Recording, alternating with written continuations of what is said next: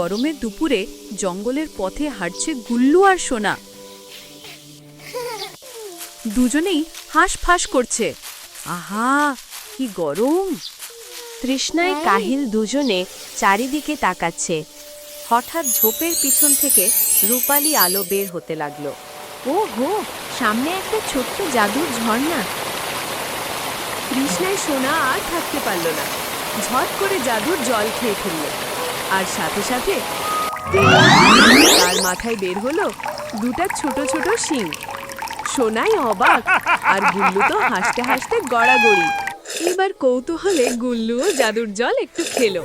তার নাক লম্বা হতে লাগলো, একদম হাতির সুরের মতো। এবার সোনা হেসে উঠল।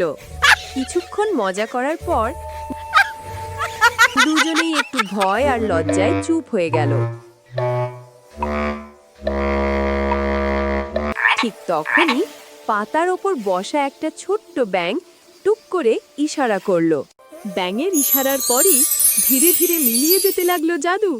সোনার শিং গায়েব, গুল্লুর লম্বা নাকও আবার আগের মতো হয়ে গেল।